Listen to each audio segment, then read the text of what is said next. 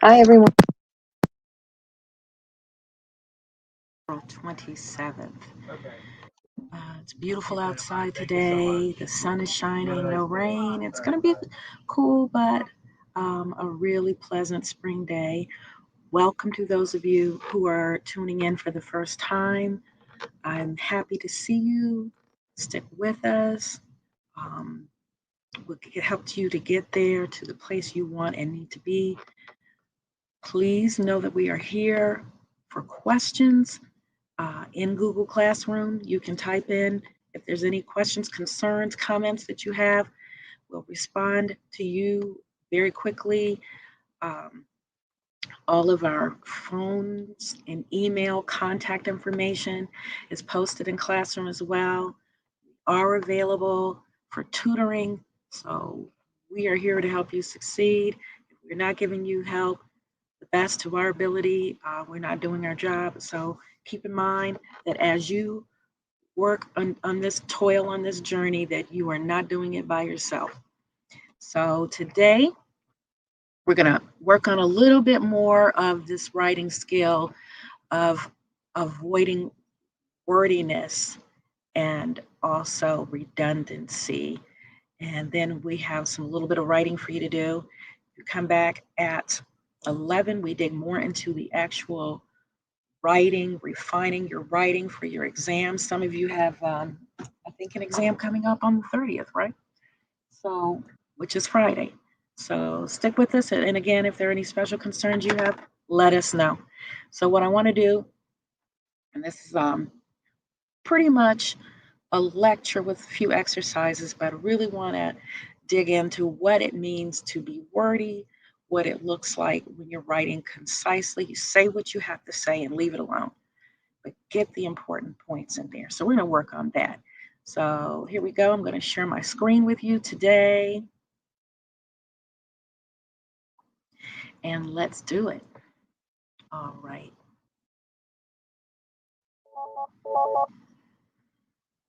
And there's my phone. 1 second.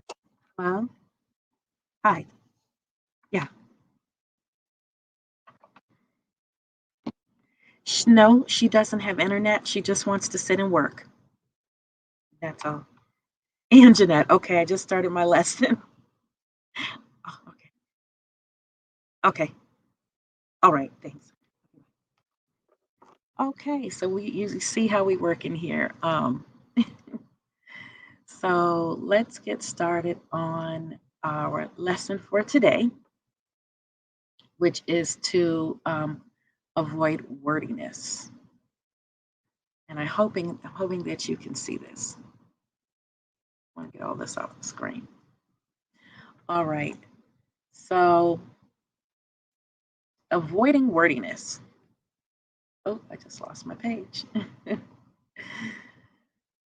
In formal writing, it is important to be concise. Concise writing expresses ideas without unnecessary wordiness. Wordiness only increases the length of your work, but without adding meaning. It makes your writing harder to understand. So when you write your first draft of a paper, it's probably very wordy. And that's a natural result of trying to get all your ideas down clearly, and it happens to everybody. So when you're doing your first draft, don't worry about the wordiness. That's okay because you're trying to get all your ideas in there. But when we start to edit our paper before we submit a final draft, that's when we're going to work on paring down the words and just including what we should have, what we should say.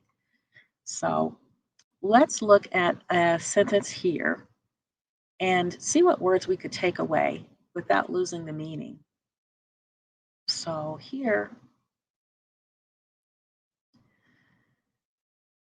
says the reason he came to Douglas College is because it was expensive in price. But if we look at the word reason and why and because, they all express the same idea. The reason he came to Douglas College was because it was expensive. Why? He came because to Douglas because it was expensive, okay? And inexpensive. And because Douglas was inexpensive, he decided he chose Douglas, okay? So saying something is expensive includes the idea of price, doesn't it? The price is low. So to be more concise, we can just say he came to Douglas College because it was inexpensive. And we have pared down so many other words, put in so many other words that we didn't need to say. I mean, we've eliminated words that we didn't need there. So let's look at another example of wordiness, just changing its highlighter so it's easier to read. Despite the fact that she was feeling ill, she came to the conclusion that she would go to work. That's a lot, isn't it? Let's highlight that. Well, despite the fact is a long way of just saying despite, and came to the conclusion is a long way of saying decided. So, a more concise version of this sentence is despite feeling ill, she decided to go to work. She went to work anyway. How many of us can raise a hand on that one, right? Despite being sick, she came to work. She decided to go to work.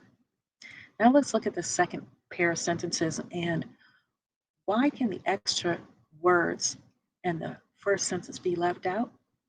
Why? Because we don't change the meaning to when we eliminate those extra words. So here's our sentence. In my opinion, I think the study of psychology is fascinating.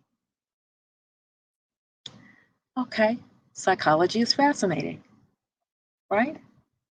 We don't need my opinion and what you think. Those are the same ideas, so we don't need all of that. In fact, for you to say psychology is fascinating is you voicing your opinion. So, in my opinion, and think just repeat the same idea. So we could take it out. However, fascinating is clearly a judgment, meaning it's my opinion. And remember, in writing, we don't need that. We don't in formal writing, we're not looking for your opinion. Okay?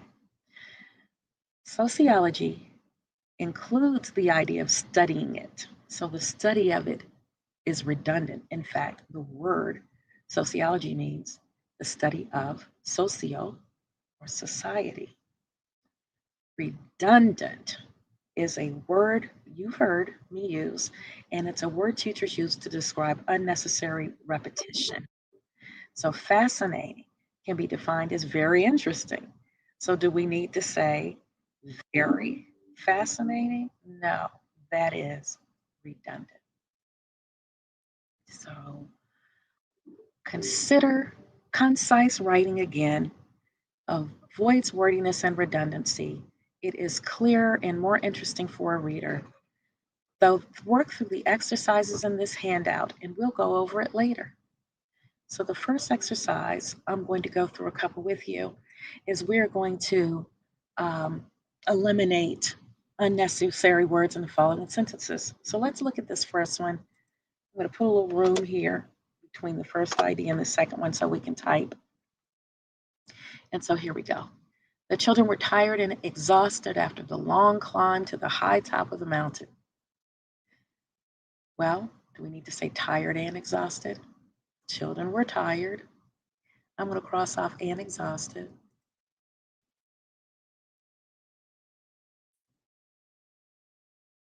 Wait a minute, I thought that was my strike through. Okay, so what I'm going to do then is eliminate it. We're tired. After the climb to the top, I'm taking out the word long. After the climb to the top of the mountain.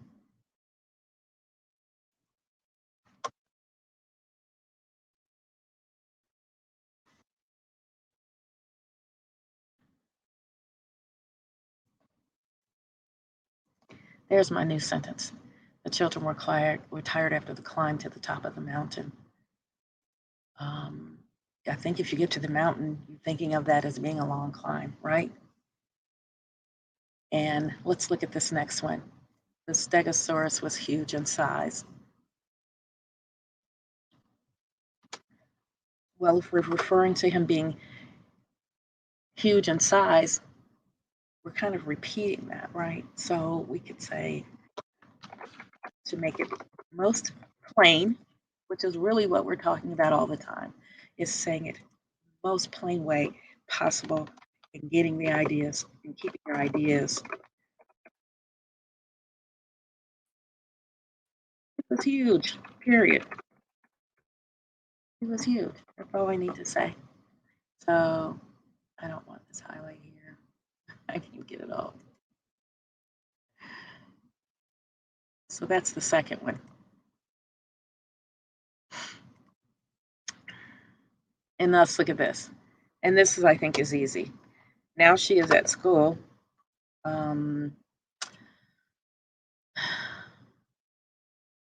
It's a first sentence. Now she's at school. Why is my bolding or nothing working? There we go. I just wanted you to be able to see the difference.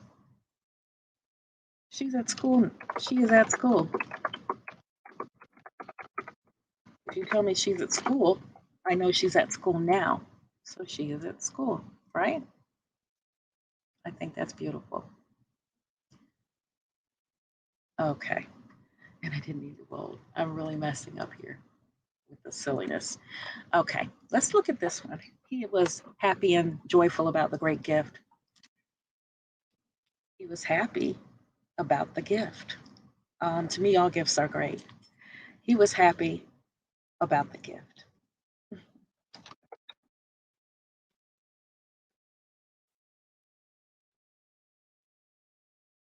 don't want to lose our meaning when we pare down sentences. Okay, cool. Now, I did 4. I would like for you to try some on your own. So I'm not going to do any more there, but I want to go to the next section. Again, redundancy is defined as unnecessary repetition, right?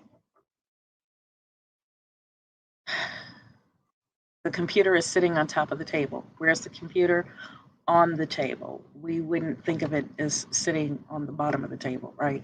Computer sitting on the table. So let's look at wordiness.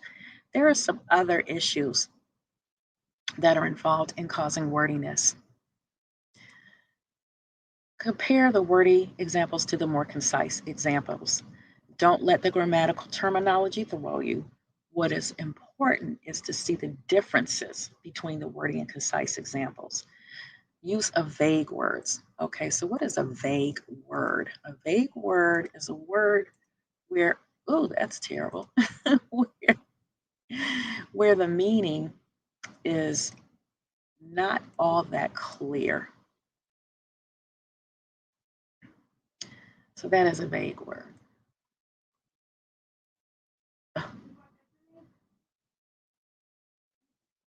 Just wanted to highlight you. There we go. So she talked to him in a loud, angry voice.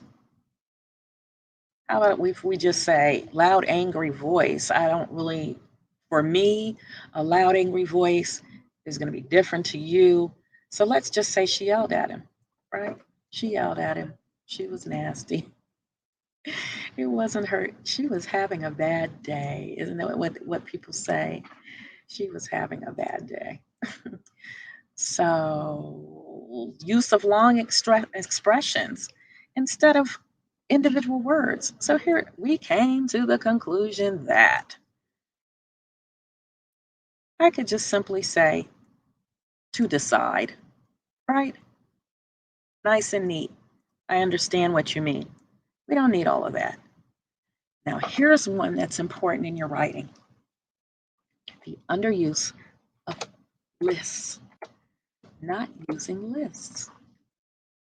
Take a quick peek, and I'm going to wrap this up. She went to the store and bought a loaf of bread. She also picked up some milk. She also got a newspaper. You got 3 sentences there with items you're getting from the grocery store. When you can just,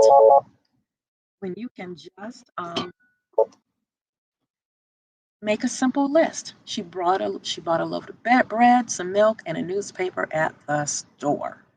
Bam. Very good. And then overuse of passive words, and we are going to work through some of those on Thursday. And a passive word means you're not saying it directly. Here we go. The criminal was caught by the police, and later the criminal was convicted by the courts. What you're doing is putting it almost in the past. Well, you're putting in the past tense, which loses power. So what you want to say is the police caught the criminal and the court convicted him, and that's active.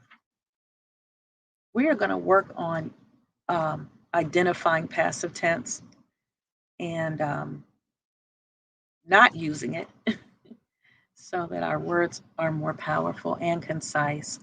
So that is all we have for today. I hope to see you at 11 for part 2 of writing. And everyone, take care and be well.